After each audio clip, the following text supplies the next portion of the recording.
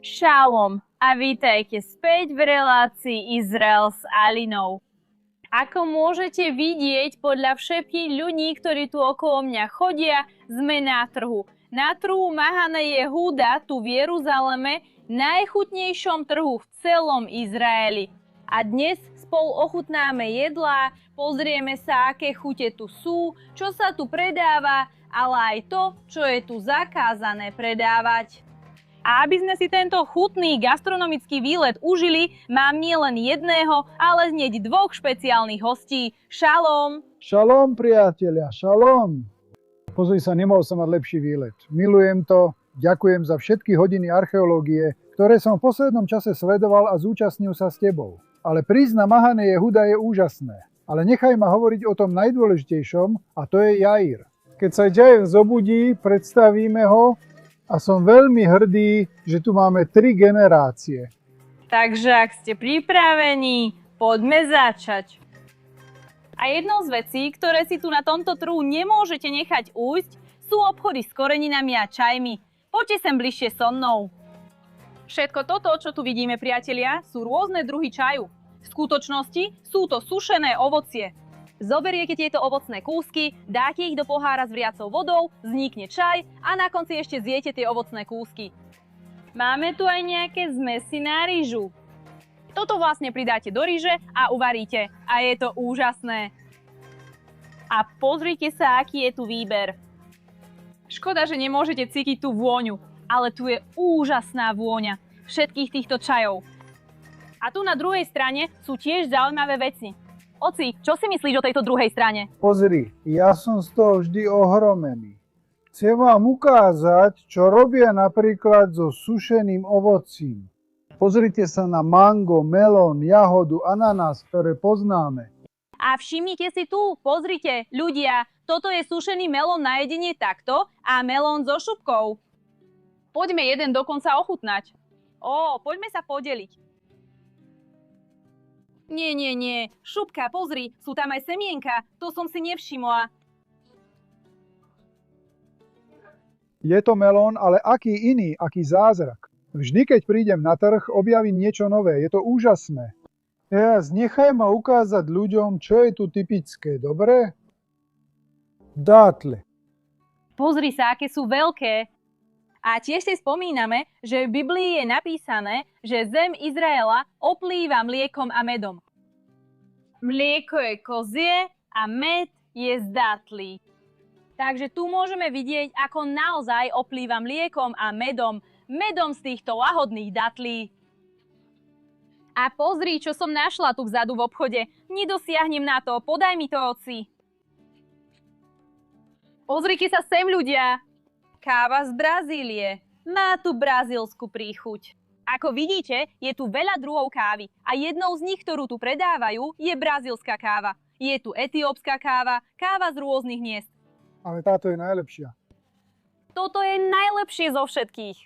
Takže, ľudia, tu v obchode Roznarín, zapamätajte si toto meno, naozaj sa oplatí sem prísť ochutnať. A ďakujem aj za ochutnávky dnes, ľudia. Poďme ďalej. Môžem vám zaručiť jednu vec, ktorú ste na trhu ešte nikdy nevideli. Pozrite sa, čo tu máme. Toto je synagóga. Je tu jednoduchá malá synagóga, ale na trhu sú ľudia, ktorí sa chcú počas dňa modliť. V judaizme sa modlí 3-krát denne. Ráno, popoludní a večer. A preto je táto synagóga otvorená pre každého, kto sem chce prísť modliť sa. Teraz! Ako vieme, kedy je čas na modlitbu? Je to tu na dverách. Je tam napísané Luach zmané tefila. Znamená to doslova časy modlitieb. Takže si môžeš pozrieť časy modlitieb a prísť sa sem pomodliť. A poďme na chvíľu dnu, aby sme sa pozreli, čo ďalšie je tu vo vnútri. Sú tu všetky modlitebné knihy, takže si ani nemusíš priniesť svoju vlastnú knihu. Môžeš sem prísť, zobrať si modlitebnú knihu a modliť sa. A to najdôležitejšie v tejto synagóge je tu vzadu. Nebudeme to otvárať z úcty. Ale toto je to, čo sa nazýva Aron HaKodeš. Znamená to svätá skriňa. Svätá nie kvôli skrini, ale preto, že to, čo je v nej, je Božie slovo. Vo vnútri sú knihy Tóry. zvitky, pergameny. Prvých 5 kníh Biblie, Pentateuch, je tu vo vnútri. Takže počas modlitby v pondelok, vo štvrtok a v sobotu sa otvoria dvere, vyberú sa knihy a verejne sa číta Tóra. Dobre, poďme pokračovať v našej prehliadke. Ideme, Ocko? Chcel som vám to všetkým ukázať. Tu, hneď vedľa synagógy, ktorú ukázala Alina, je obchod s typickými náboženskými produktmi. Však a bol som veľmi ohromený kýpami Solideo a týmito detskými tu. Pozri, aké je to rozkošné. Jair ich ešte nenosí. Zvyčajne deti začínajú nosiť od 3 rokov. Ale je tu otázka, ktorú si vždy každý kladie. Aká? Aká? Ako to drží na hlave? A tu je odpoveď. Vidíte, ľudia? Je tam doslova zabudovaný sponkový hrebienok. Takže môžeš použiť obyčajný sponkový hrebienok zvonku. Tu je už zabudovaný, aby ho deti nestratili. Takže nie je to tak, že by bol voľný na hlave. Môže byť aj tak, ale pre tých, ktorí ho chcú naozaj upevniť, aby neuletel, toto je ten spôsob. Tak poďme pokračovať v našej prehliadke. A poďme, pretože tá vôňa ma tu privádza do šialenstva. Poďme teraz ochutnať jedlo. Pozrite sa na ten vozík, ktorý tu prechádza, plný rogalech, čo sú úžasné, veľmi tradičné sladkosti.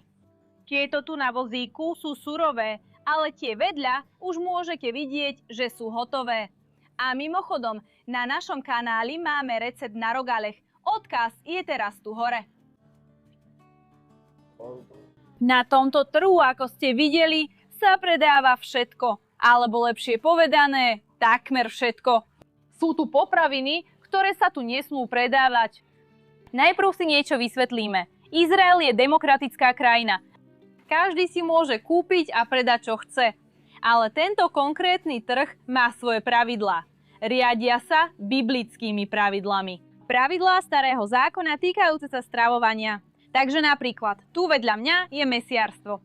Bude tam kuracie mäso, hovädzie mäso a jahňacie mäso. Ale napríklad bravčové mäso tam nebude. Pretože, ak sa pozrieme na tento úryvok zo starého zákona, ktorý je teraz na obrazovke, zakazuje konzumáciu bravčového mäsa. A sú tam aj úryvky, ktoré zakazujú konzumáciu iných zvierat, napríklad morských plodov. Tu, priatelia, pre tých, ktorí sú fanúšikmi kreviet napríklad, tento trh nie je to správne miesto. Príďte sem ochutnať lahodné pečivo, chutné sladkosti, olivy, kuracie mäso, hovädzie mäso a ďalšie veci. Pretože potraviny, zakázané starým zákonom, sa tu nebudú predávať. Ale kto naozaj chce jesť, predávajú ich na iných miestach tu v Izraeli. Táto pekáreň je jednoduchá, ale je v starom štýle. Tento pán tu pracuje už viac ako 40 rokov a používa staré techniky na pečenie chleba. Poďme sa na to pozrieť zblízka.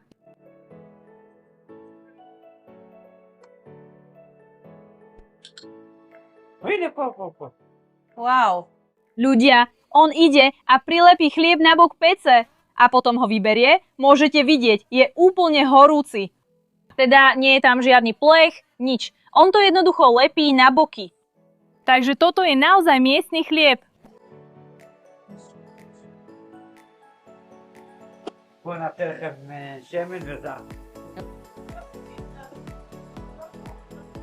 Takže on tu pripravil teplý chlebík, polial ho olivovým olejom a toto zelené korenie sa volá zátar, alebo v hebrejčine ho tiež nazývame ezou. Je to v skutočnosti biblická rastlina, ktorá sa volá izop. Ak si spomínate, keď Židia odchádzali z egyptského otroctva, bolo 10 rán. A pred poslednou ranou, je to teplúčke, a pred poslednou ranou vezmú a označia veraje dverí krvou. Tento zväzok rastlín, ktorý použili, je izop. Takže je to biblická rastlina. A teraz je tiež dôležité, aké vlastne je. O chvíľu zavolám svojho otca, ktorý tam sedí. Zavolám ho, aby tiež ochutnal.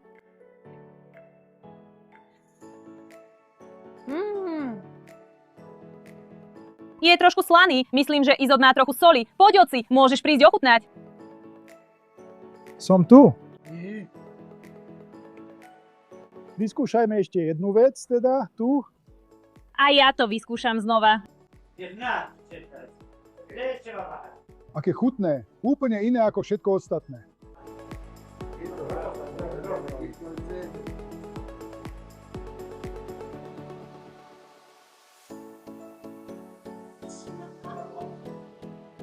Priatelia, dovoľte mi ukázať vám niečo veľmi zaujímavé, a to je sladkosť vyrobená zo sezamu, ktorá sa v hebrejčine volá halva. A v tomto obchode majú okrem chalvy aj tahíny. Poďte so mnou dozadu. Priatelia, čerstvejšie tahíny ako toto neexistuje. Takto sa to robilo kedysi. Sú tu dva kamene. Ten horný, ako vidíte, sa otáča. A je tu lievik plný sezamu. Sezam padá medzi kamene. A po zomoti vyteká tu po boku. A padá tu tadiaľto. Toto je čistá sezamová pasta. Potom ju zmiešame s vodou, citrónom, korením. A pripravíme tahíny, ktoré tu v Izraeli jeme každý deň. A samozrejme, majú ju v rôznych príchutiach.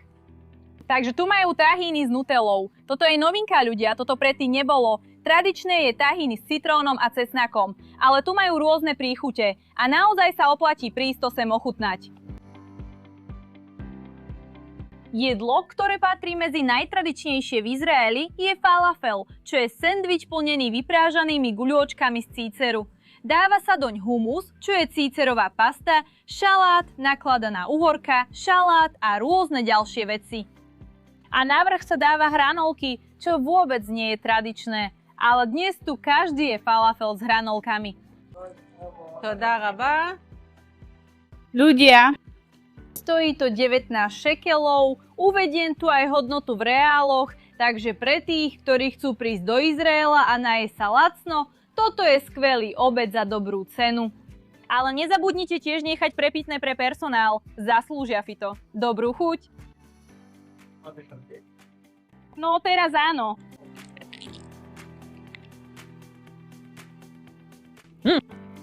Dnes ochutnávame veľa chutného jedla. Ale chcem, aby ste mi do komentárov napísali, ktoré jedlo bolo vaše obľúbené. Granátové jablká tu v Izraeli sú úžasné a veľmi sladké, preto tu pijeme šťavu z granátového jablka, ktorú pripravujú na tomto stroji. A je naozaj veľmi sladký. Prišiel čas na dezert. Ideme ochutnať knafe, čo je tento dezert vyrobený zo syra. Takže ľudia, som veľmi zvedavá, ako to chutí. Drž sa pevne, oci. Držím sa pevne. Trochu pistácie? No tak, daj si aj ty. Môžem? Po hebrejsky hovoríme beteavon. Dobrú chuť. Takže beteavon otec, beteavon Jair. Dáš si? Poďme na to.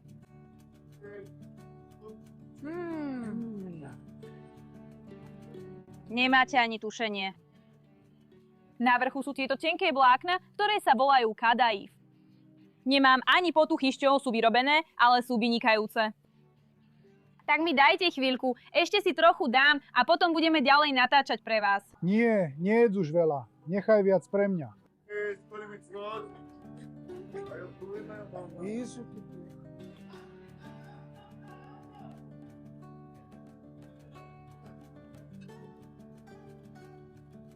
Ľudia, môj otec má pre vás veľmi dôležitý odkaz. Ľudia, nezabudnite sa prihlásiť na odber kanála Izrael s Alinou.